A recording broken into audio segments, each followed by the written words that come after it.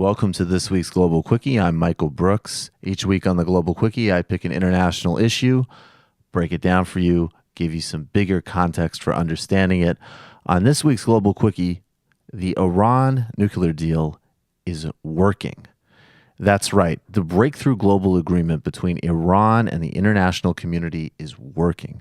The Joint Comprehensive Plan of Action, which basically boils down to Iran agreeing to having significant limits placed on its nuclear program, international inspections, oversight, reductions in its uranium activity, shipping certain materials out of the country, in exchange for the international community lifting sanctions, normalizing economic and diplomatic relations.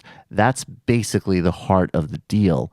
It was agreed to this past summer, and now we can say in the initial phases of it, it is working very, very well. How do we know this? The Obama administration just recently announced, along with its international partners, that Iran has met its implementation day agreements. Now, this is only 5 months after the final agreement was settled on this past summer in Switzerland. So that's really a very short period of time, and it surprised many analysts the speed at which Iran has lived up to its obligations. And let me explain by quoting Larry Hanauer, writing in The Hill, what Iran has done to meet its implementation day obligations. It has, and this is quoting Hill now, in just 5 months, far faster than expected, Iran took crucial steps to dismantle its nuclear infrastructure. It removed more than 13,000 centrifuges, and in December it shipped almost an entire stockpile of enriched uranium, 25,000 pounds, to Russia. And earlier this month, it removed the core of its Iraq heavy water reactor and filled it with cement, which effectively eliminated Iran's plutonium path to a nuclear weapon, end quote.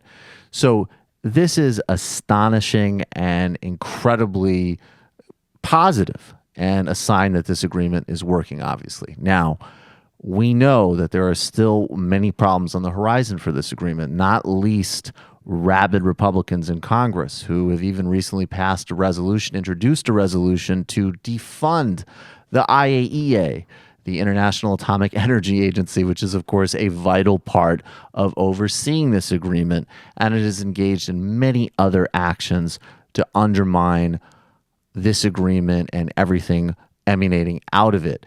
The Iranians have tested medium-range ballistic missiles, which, while not violating this agreement, the nuclear agreement, does in fact violate UN Security Council resolutions on Iran's missile program. So there are a lot of problems still here, but diplomacy is moving forward. Right now, the pragmatists on both sides are winning.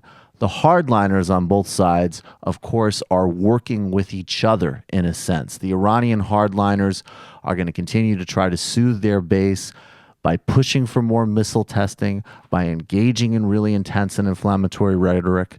And on our side, our far right is going to do everything it can to undermine diplomacy, undermine progress, and set back relations with Iran. In spite of it all, and in spite of all of the gloom and doom predictions about this agreement, it is working, and it will continue to work as long as pragmatists are running the show. And that's this week's Global Quickie.